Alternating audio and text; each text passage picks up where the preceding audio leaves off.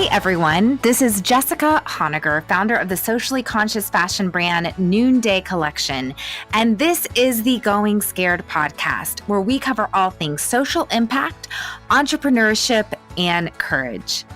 This week's conversation continues our Imperfect Courage series, where we're walking through my new book, chapter by chapter.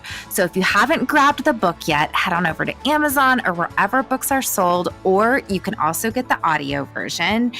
And you will get so much more out of this podcast series if you can read the book along with it. In this week's episode, we are talking about how we can leverage our power. Each of us is born with immense power, and especially for those of us that are white and from the USA, one of the world's wealthiest nations. So what do we do with our power? We leverage it. We leverage it to serve and elevate the voices of others. And there's no one I can think of who can speak to how we can leverage our power better than my good friend, Latasha Morrison. Tasha is a bridge builder. She's a reconciler and a compelling voice in the fight for racial justice. Ebony Magazine recognized her as one of their 2017 Power 100 for her work as a community crusader. As you'll see today, when she speaks, she expresses a passion for social justice issues across the globe. At the heart of this incredible woman is encouraging racial reconciliation among all ethnicities, to promote racial unity in America, and to develop all of us to go and do the same thing. To this end, Tasha founded Be the Bridge in 2016, and I was actually part of the very first group that she started before it was even called Build the Bridge. And so many of our shared experiences and our conversations are the basis for what she is doing now. In this conversation, we talk about privilege and we talk about the ways that we can leverage our power to elevate others. It's an extremely challenging conversation. It's a convicting conversation, and I've been super excited for you to get to listen so you can join in this very important dialogue.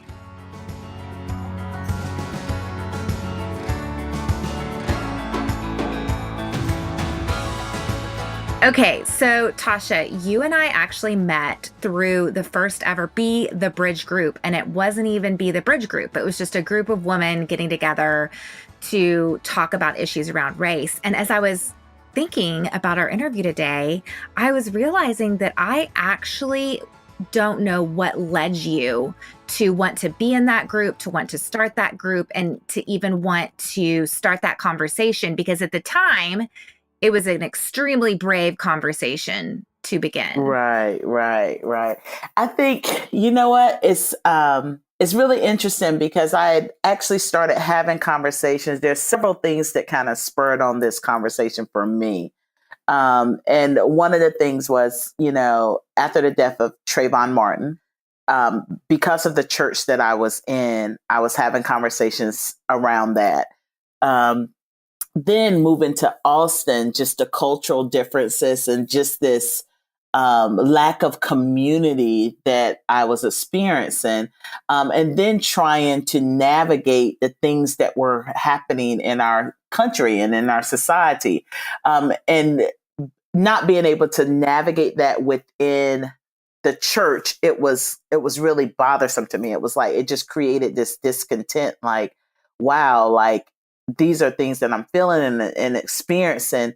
And this is not the story of the people that I'm in fellowship with or in community with, in my church. And so I saw the movie 12 Years a Slave, and that movie right there just kind of rocked my world again. And I am a processor, I'm a verbal processor, but not having a safe space to process it in when I was in Austin, that was difficult for me. So my goal was to seek out a safe space. And so I was looking for that safe space to be with people who look like me, but I was in environments, majority were people who didn't look like me, but, I didn't know who the safe people were. And so with that, started having some conversations online through Google Hangouts. So I was doing that prior to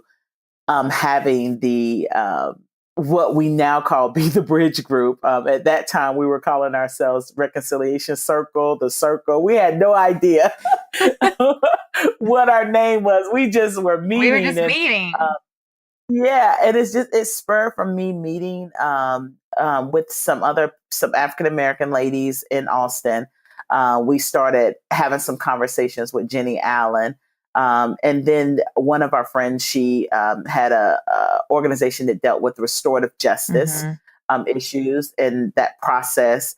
And so we were just like, we need to, we really need to come around the table because, we fear each other because we don't know each other, um, and we don't know each other because we're not in community with one another. And so this was our way of how do we step outside of our boxes and step in relationship with other people who are not like us. And so I think you were invited to those conversations by Jenny originally. So I think that's how it kind of really started. And from there, I had no idea of starting an organization. It was really came out of my need, the need that I had of connecting with people, for people to understand my story, and not just my story, but my community story. And especially, And when you say your community, you're talking about the African American yes, and community. when I'm talking about that, I'm talking about the African American community.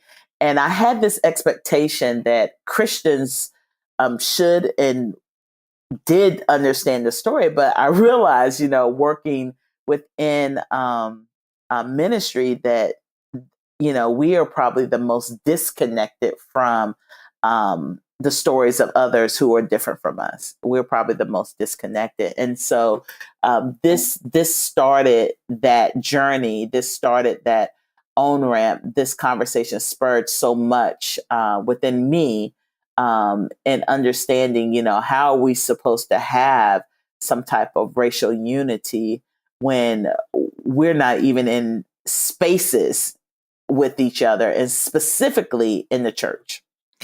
It's so amazing for me to hear the story because it started with you just wanting to have conversations. And you said you wanted to have conversations with people that looked like you, a safe space. But Right. it developed into a group of multiracial, we were all sort of in different places in life, having this conversation, which is really brave because it sounds like the way you first pictured the conversation, it would have been a room full of quote unquote safe people, of women that looked just like you. But then it ended up being something so different. And that's so brave. So different. Let me tell you, it was to the point where I was like I wanted to leave Austin, because moving from Atlanta to Austin, although I had been in diverse environments, but this was different because at this point, it was my workplace and my social environment that was culturally different. When I was in Atlanta, although I had friends of all different cultures and ethnicity, it was different because my church space was predominantly white during that time, for half the time here in Austin. I mean, excuse me, in Atlanta. But my friendship circles, they varied. So if I didn't have a need to talk about certain things with my white friends or my Asian friends here in Atlanta, because I had this group of African American friends that I could talk to. And so it was different when moving away from that. As you're going to the movies, as things are happening, wanting to dialogue with people that get it and that understand. And really, when I really saw that we were on two different, just pathways, in a sense, where I had a lady that was at church, and we were just talking about basketball, and this conversation about basketball turned into something else, where to the point we started talking about the Civil War and Reconstruction and different things, history. I mean, just a conversation with me can lead to that. I have no idea, but she said, and she mentioned what Lincoln did to the South, and I was kind of confused at like her response, because I felt like, specifically white people, that you like Lincoln. Like, I know I have a lot of issues, historically, when I read full history. of just comments that were said and how my people were viewed through the eyes of Lincoln. But her saying that was confusing to me. And then I realized she said, because people love their slaves. And I was like, wow, we're not on the same team. We're not even in the same room right now. This is so, but this is the thing. This is what she knew. This is what she had been taught, because she had been taught a different set of history in Texas as it relates to the cause of the war and all these different things. These lies create disconnect. These lies create issues. These lies prevent us from having reconciliation or any type of unity, because we're not starting from the same common memory. We're not using the same common language. And so those things that already at the forefront that divide us, they prevent us from even reaching any type of end conversation or end goal, because we're not even starting out on the same, really on the same, in the same room. In the same room, like what you said. It's like that time that I told you that Amelie was reading a history book, and she was about 7 years old at the time, maybe 8. And she came home one day from school and she said, "Mommy, George Washington is a hypocrite and the White House was built by slaves." And I was like, oh my gosh, my daughter's going to grow up to be unpatriotic. Like, okay, that was my first thought. And then, of course, my second thought was, okay, I'm so glad she's at a school that's diverse. But it ends up, they were reading a book in school, her African-American teacher, Heart and Soul, The Story of America and African Americans. And I have to read to you from chapter 1. Let me just read to you for this 1 second. Pretend we're bedtime stories and you're a little kid. It says, ever visit the Capitol in Washington, D.C.? It's a beautiful white building made of sandstone, and it has a big iron dome that rises over the city like a full moon. It was built by slaves and freemen to be a symbol of the liberty Americans had won from England in the American Revolution. Inside the rotunda, there are large paintings and sculptures of famous Americans, big old statues of Abraham Lincoln and George Washington. The paintings tell the story of how America came to be. Strange, though, nary a black face in all of those pretty pictures. There's plenty of white folks and a few Indians here and there, but none of us. And I think I'm tearful reading this out loud because, I think the history that I grew up with, right? We don't stop to consider the other's perspective, whatever that perspective might be. We don't stop to consider it. And that is what your work is doing. But you've said the word several times. You've said safety. But Tasha, what does that mean? Because you were willing to go into, I didn't know you. You didn't know if I was going to be safe or not, And we're starting this. You trusted Jenny, which that says a lot. And so we're all in this room together. There's Mexican Americans, African Americans, Asian American, Caucasian, and we're like trying to figure out how are we going to have this conversation. So how do you establish safety and create safety around something that is, I just read 4 sentences and started crying, Yeah. I think that's the part that's hard because, safety comes from a foundation of trust. And so I have to risk, and be courageous and brave enough to be able to deal with the backlash that my views or my story is not going to be received because it comes against and is rejected by majority culture's views because of how they've been taught. And this has been very strategic because this same story that you're telling, you can look at the documents, you can look at the secession papers from the North and the South. Everything is clearly stated historically, but we're taught a different narrative within school to make America look good. And this is the thing, we know what lies cause, they cause division, they divide us. And so even the part that you just read from that book, that is truth. And we have to understand. And I remember when Michelle Obama stated that, when she stated about, how ironic it is now, something that was built by slaves, now at that time having a African American family living there as the president of the United States, like how that has come full circle. That should have been something that our country should have rejoiced in her saying. But what happened was there was so much backlash. Now, this is truth. She's speaking from truth.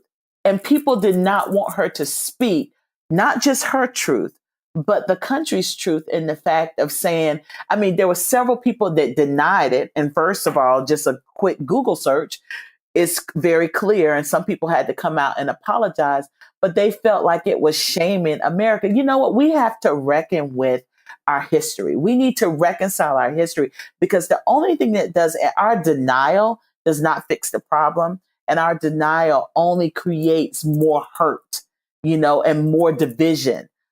Because when you deny that truth, you're denying the burden that my ancestors had to care. And so even just giving them honor in history, and that should be documented in the White House. There should be memorials. There should be plaques elevating this type of history, because that's what they do in other countries. When we look at Germany, when we see that ugly history that they have, they don't bring honor to Nazis and Nazism in their country. They've created a system that says that is wrong and this is not who we are today.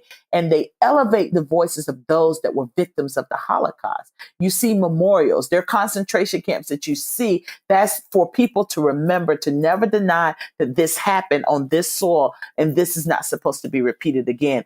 We have it wrong in America and how we do that. And so creating that safe space is very dangerous for us, because we risk backlash. We risk even death. And when you say us, you're talking about African Americans.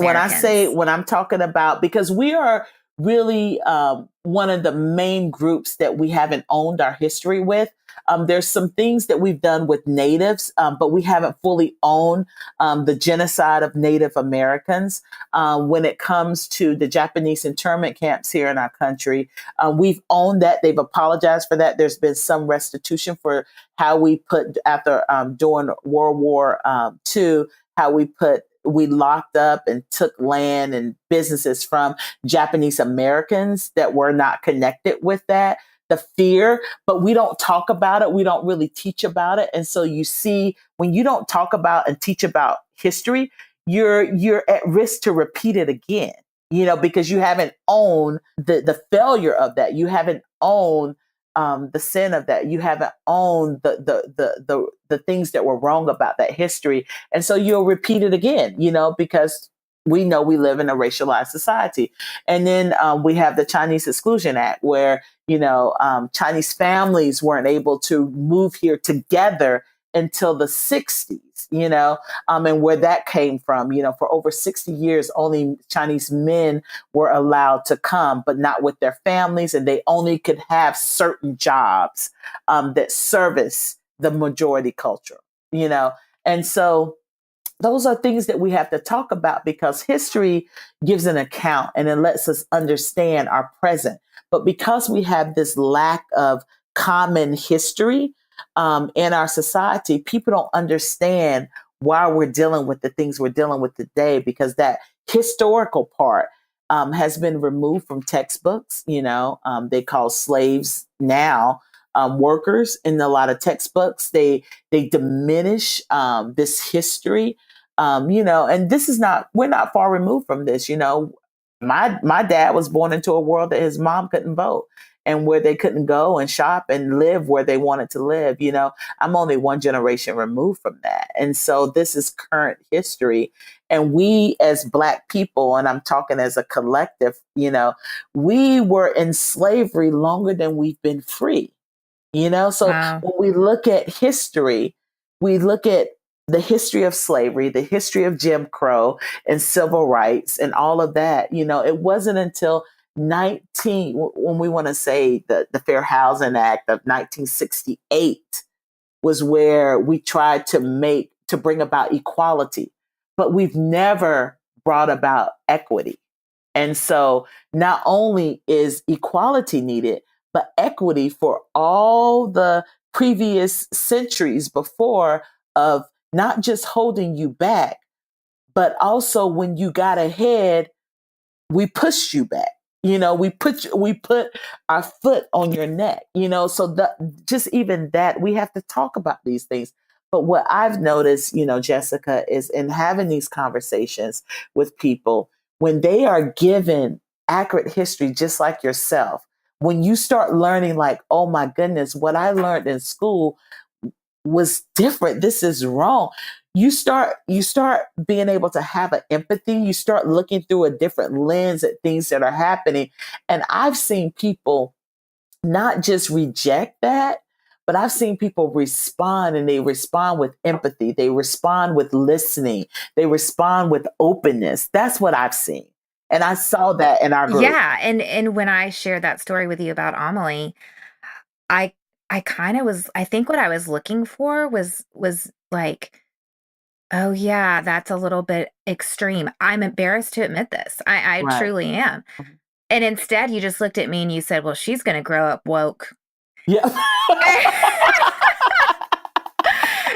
And I thought, okay, yes, she is, Yeah. like that. And I would much rather that. And so safety, we had it in that group, but how can you said it's dangerous for African Americans to even have this conversation. Yeah. And then I think for white people, if I can speak collectively, I think we feel ill-equipped, and um, you recently told me you recommended the book White Awake by Yeah. Daniel Hill. And I have so many moments that I'm just kind of going, oh my gosh, and just out loud, sort of, gasping and yes and amening. And one of my first, like, yes, amen, was how he describes privilege, white privilege. He Uh-huh. says is simply defined as the ability to walk away. And he says, this is one of the essential truths that we as white people need to remember as we contend with the normalization of whiteness. When the journey begins to feel like any combination of scary or confusing or disorienting, we have a privilege that people of color do not. We can simply walk away, go back to normal. And that was such a pivotal sort of moment for me to have this really robust definition of privilege. It made me want to go back and edit my book and like, wait a minute, I want to it was too late though. So this idea of white privilege, what do you see the impact is people sort of not only own this idea of, wait, history maybe didn't happen exactly the way that I was taught, and I'm going to start to see from the perspective of minorities and from other people. What have you also seen as people kind of have to kind of wrestle with this idea of white privilege? Because you work with a lot of white people. Yeah, I think there's two things. Two things is people they begin as they do this work. Some of the steps that we take you through with our Be the Bridge curriculum is one of those. That third step is as people become aware and they acknowledge the brokenness and the historical brokenness, they begin to carry this shame and guilt. And that's not what we want. We don't want shame and guilt. We want conviction. And so, because that conviction is going to enable you to listen. So I think some of the greatest things that you can do with your privilege in this, and this is the way I like to describe white privilege in that sense, because I think sometimes the word white privilege, people look at it from an economic standpoint where, my grandfather worked hard and my mom, I had to put myself through college. That has nothing to do with it. Okay. So we understand that everybody's story is different. There's some people that have had, they were not given a silver spoon. That's not what the word privilege we're talking about. What we're talking about is more of a structural privilege, that this country has been set up originally from the original intent to advance white men, elite white men, and to hold everybody else back, including white women. Okay. And so we have to understand that. So there was never a time in history that white men in this country could not vote. There's nobody else that can say that, not even natives couldn't vote. When we talk about owning land, we talk about the Homestead Acts that were given to white people, specifically white men. This land was taken from someone. They were taken from natives, and it was taken from Latina brothers and sisters. When we start talking about Texas and New Mexico and Arizona, California, all the property that they had before the war, that property, although it had been in their family for generations, could not be inherited by their children. And so we understand that historically, the way we've built wealth in this country is through property and the ownership of land. But when you cut out groups of people for not just a few years, but for centuries before they can do that, we have this gap. And so that's the type of privilege that we're talking about. It doesn't mean that, the person that got that land didn't have to work hard or whatever or anything, but we have to understand the history into which your privilege and your head start came from. And I think that's the responsibility for white people in this work, is to really listen and to understand historically. And it's not to say that, okay, I should feel bad that, this property that that was been in my family for centuries, this came from such and such a Cherokee. I mean, there's some people that can trace back, deeds or treaties and different things like that. But the thing is to say, now that I know this information, or now that I know that the color of my skin created a privilege, a certain type of privilege, how now am I going to use my privilege for good to elevate the voices of the marginalized? And so that's what it's about. So privilege can be a good thing when it's used in a powerful, redeeming, and restorative way. And so I think that's what you have to do in that. I think for me, you gave me permission. And I think that's what I would love for everyone listening to this podcast right now is, you don't have to wait for an African American to give you permission. Like, you invited me to go march on MLK Day. And I thought that because of that sort of guilt, white privilege feeling, I thought I wouldn't be invited to that. Like, it had been happening in my city for years and years. Never did I think, oh, I could actually show up in March. I thought that my white privilege disinvited me to be involved until you invited me and we went and marched. And right. Yes. And that's important too. That's important because the thing is, just the things that separate us is we feel like you don't want to know, and you feel like we don't want you to know. And so I think, the greatest thing is when we did that march, we put it out there, but I really had no expectation that people would show up, really, to be honest, because I knew it was an environment where, in Austin, it's actually a very diverse crowd. But in some cities, it's an environment where you may show up. I think Jenny did it in Dallas this year. And when she showed up this year, it's not like Austin. It was predominantly African American. But she said how people were thanking her for being there. Because we want you to know, we want you to see through our lens.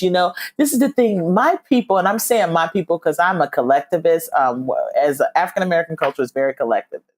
And so when I'm saying that, it's like it's never been about retaliation for Black people, because if that was going to happen, that would have happened a long time ago. But that is the fear and the narrative that has been created, which is a lie. That we are something to be feared and something to be considered dangerous. But when we look at the history, there's never been a moment of retaliation. The only thing that Black people have wanted in this country is to be fully human, to be seen as image bearers like everyone else, and to be given dignity and equality and equity like everyone else. And so if we, that is what people desire even to this day. to be treated as equals and to be treated with equity and to be treated with dignity. It's like the cry of every human heart. Yes, yes. And I mean, and I think when we think back, just over history, like there's this narrative that has been created about people of color. But if we really open our eyes to see, really the fear, the people of color really have the right to be fearful of what we call white people. This segment, this culture that has become white people, because even yourself, you're not white. you know just like that I'm not black. I'm considered African American, but there's a part of my history that I don't know. There's countries and tribes that I come from that I'll never know. But just like you may have German ancestry or Irish ancestry or whatever that is. But all of that now in America has been lumped into what we call whiteness. And it's your responsibility to redeem what that means and to understand what is white identity, what is white culture, and how does it intersect with other cultures. And I think that's the importance of that book, White Awake. And the fact, like when I give assignments, I always have the expectation, and it's sad, that people will not do. You know what I'm saying? I had this expectation that people I will know not you do. thought I wasn't going to be a doer. You kind of had some assumptions about me for a while. Well, the thing is, because sometimes I know, because when people are busy, sometimes the first things, those things that we know we need to do, some of those things they leave. But this is what I've learned, that people make time for the things that are important to them and that are of value. So when something is of value and is important to you, you make time for it. So when I hear my friends, when I look at that group that we had and how people made time for that group, the best they could. And not just then. I mean, we started meeting in 2014. It's 2018 now. I still have conversations with everyone that was in that group, every white person that was in that group. And there's a way that I'm connected where something happens, someone calls or whatever. So this is a lifestyle. Like our lives were changed from that conversation. It wasn't a box that we checked. It just wasn't something that we just did to do it. But you parent different because of it. You're able to see what was happening with your daughter through a different lens, because before you could have gotten offended that she was given this book or that she was told this truth and really rejected that and caused her to reject it. But no, you processed it. You sought out understanding, and now you welcome it, and understanding that balance of what your daughter needs, because she's not going to have to undo and unlearn some of the things that you're having to undo and unlearn because of what she's been exposed to and because the environments that you've placed her in. And so I think that's really important. But, the safe space, I wanted to get back to that. The safe space in that room, it takes it longer to be a safe space sometimes for people of color. And that's just because we have to, create this environment of trust. I would not do that type of conversation with every white person that I meet. I'm just not going to be able to do that.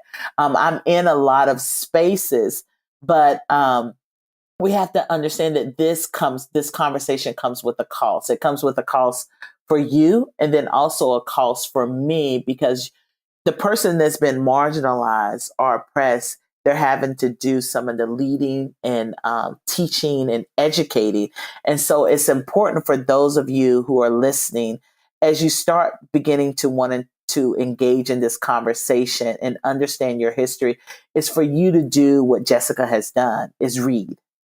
Don't expect people just to teach you, or I'm going to ask all the questions when I get into a group. I just want to know everything. Teach me. That is exhausting. And let me tell you, people of color are going to run from that because that's not their role. and so it's not our role. And so, but when I see people who are reading Wide Awake, or went through our what we call Whiteness 101, or they're listening to voices and podcasts and reading blogs from people who think different than them and look different from them. They're reading books by Suchan Ra. They're picking up books, by people who don't look like them, who are of ethnically different, that are talking about these issues. When I hear people talking about that and telling me about the podcasts that they're listening to, or blogs that they're reading, or people that they're following, that I want to engage in conversation with them, because I see that they are really serious about this, and they're not in it to just observe, but they're in it to see change and transformation in their life. I love that. I love that. I also, if someone's just beginning into this, like, let's say they are in white suburbia, let's say they Uh-huh. just do not have any diversity in their lives. I also don't want them to think they have to be an expert before beginning a conversation, right? Right, Right. right.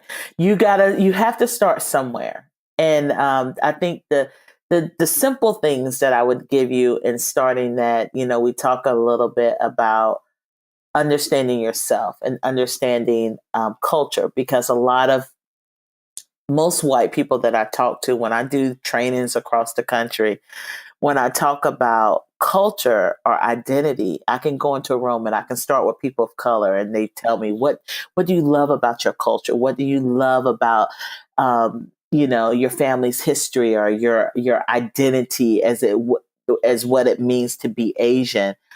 They will tell that, and specifically if that person is Japanese, they're going to speak from that standpoint, because we put everybody into these big categories when they have different identities. It's different. It's different. There's a difference in being a Japanese person and a Chinese person, or a Taiwanese person, or a Vietnamese person. They have different lens and different history and different stories, And so when they start talking about that, it's so beautiful, and how they see themselves. So we have these conversations. Then I would say, well, everybody else will go. And then I would say, okay, now I want a white person to tell me, what does it mean? What is something that you like about your identity, or your culture? And people are lost. It goes silent. And we have to look at understanding why that goes silent, because what has happened is, in order to create this whiteness category here in America, in our racial hierarchy, people had to assimilate. There was something that was lost in order for you to become white.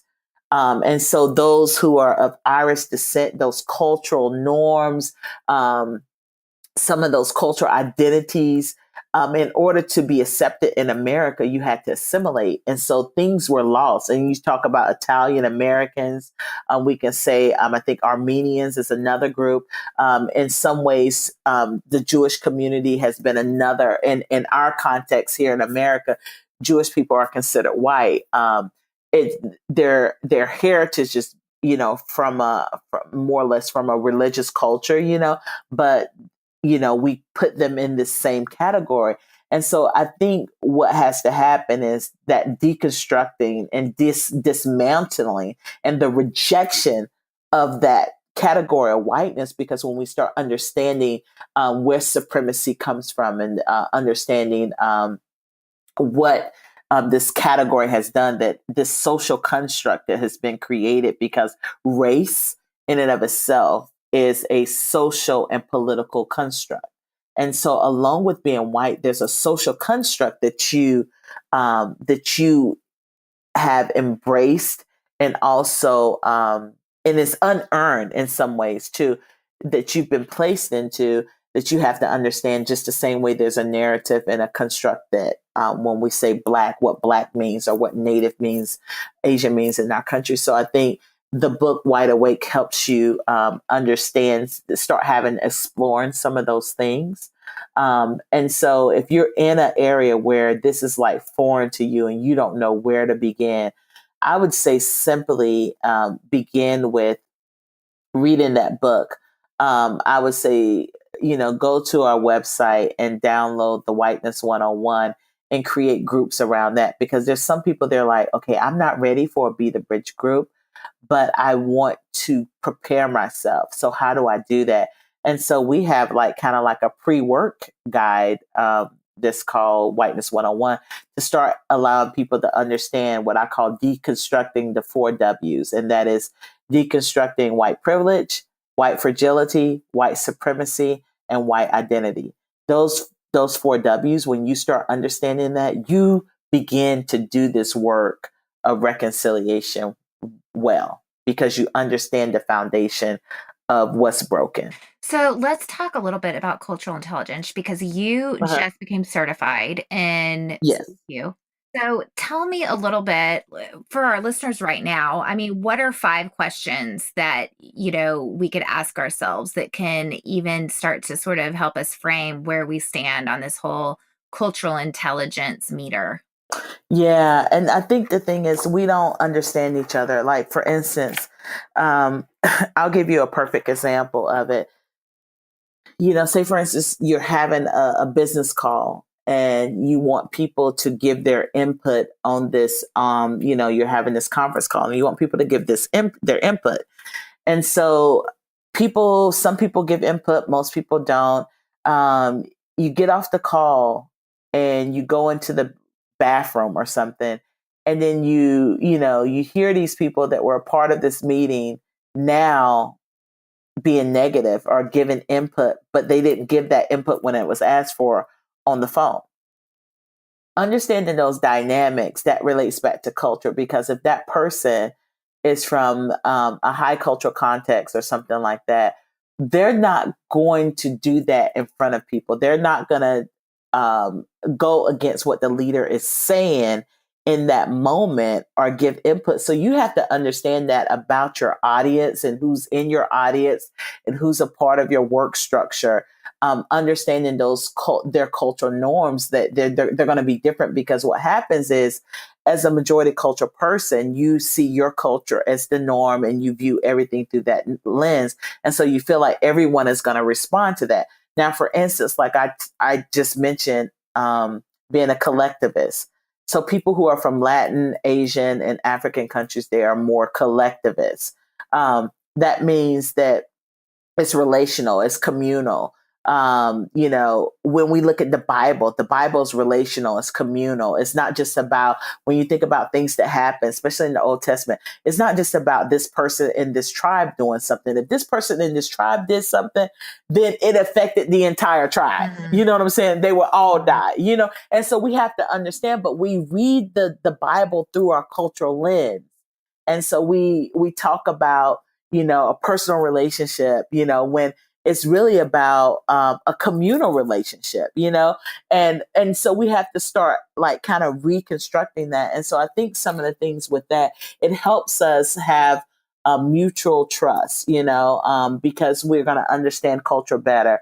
It helps us confront and deal with conflict in a more effective way, because we understand each other. Like, I understand that someone not looking me in the eyes is not offensive. It's just a cultural norm for them. It's a sign of respect, and it's how they give honor to their elders. I understand that if I'm at a dinner with some of my Asian American friends, if they, if it's a business dinner and they invite you to their home, or that's a part of their structure. It's not just get down to business. We're right here.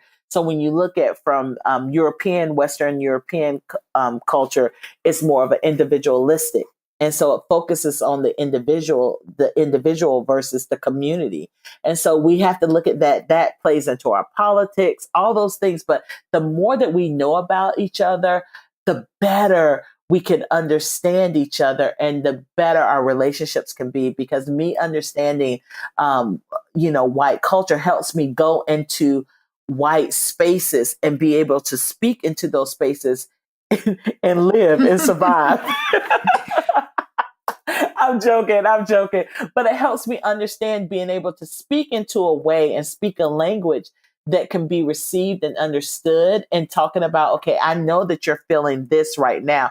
And I know that you're feeling this right now because I understand your culture and I understand how that works within your culture. So being able to understand those things, those are some of the things when we understand the cultural differences and we talk about them and give the implications of that. That is a part of improving our cultural intelligence. And so this is the thing, and this is the hope. It doesn't matter how you grew up. If you want to work on this, you can. Like, your cultural intelligence can be improved. There's things that I'm learning now about various cultures, especially Asian American culture, that if I didn't have friendships or if I wasn't reading and learning from people, there's some mess ups that would happen. The same thing that I'm trying to learn more now about more native culture. Like, and the only way that I'm going to do that is by reading books. And so I've been buying books that are written by natives. They have to tell their own story. It's not about, I don't want to read something where someone else is trying to tell their story. I want to hear firsthand, first account from their mouth. And so there's several people that I follow online on Instagram, Twitter. I subscribe to some of their online newspapers, stuff like that. It takes work, in order to do that. But they are my brothers and sisters, and I want to know their story, and I want to understand, what's happening in their communities, because so much of it that they're not as vocal in some ways, and they may not speak out about what's happening in their communities because the numbers due to genocide are so low as far as Native Americans in this country. And so sometimes their voice doesn't have as much power as other voices. And so we have to really turn our ears to those voices that are speaking and elevate those voices. So, those are things that, that I'm doing. And so it helps you to navigate the society in which you live in. This cultural intelligence provides guidelines for how we interact with others. Tasha, thank you so much. I just can't help but think about you truly are a bridge builder, and that's the name of your organization, is Be the Bridge. And to choose empathy towards sort of a collective group that has oppressed and held back your people collectively takes a lot of bravery. And tell me, let's wrap it up. I'd love for you to share. This is the Going Scared podcast. Right. So I feel like this is a silly question because I feel like your entire work is going scared. It's like, I was about to ask you, how are you going scared? And I'm like, your whole work is going scared. But what is an area where you do feel a little in over your head and out of your comfort zone right now? I think, I always have fear. There's always fear, but I think fear keeps me dependent, and it helps give me that humility that you need in this work, because we never arrive. I'm always learning. So I would say, for me right now, it's just carrying this weight of bridge building, understanding the cost and the hard work of that. With bridges, you get walked on from both sides. And so not knowing sometimes that you're not going to please everyone, and that we're representing, because we're talking about, I'm not just talking about the binary of black and white. With bridge building, the bridge building that we're doing, we're being inclusive of Native voices and Asian American voices and Latina voices and Latino voices, So I think with that, it makes it difficult because you're not going to always do that well, because there's so many voices that need to be elevated.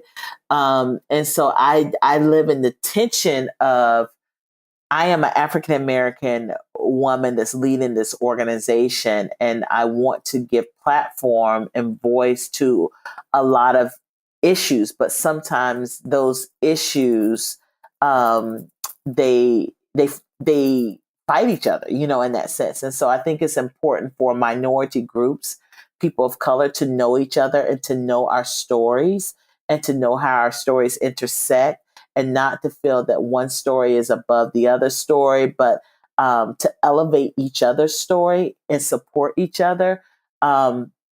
So that we can do this work of dismantling of racism and racial injustices, and within our American context. And I think that's really hard, and I think that's scary, because you're not going to please all people of color. I'm not going to please. I don't speak for every African American.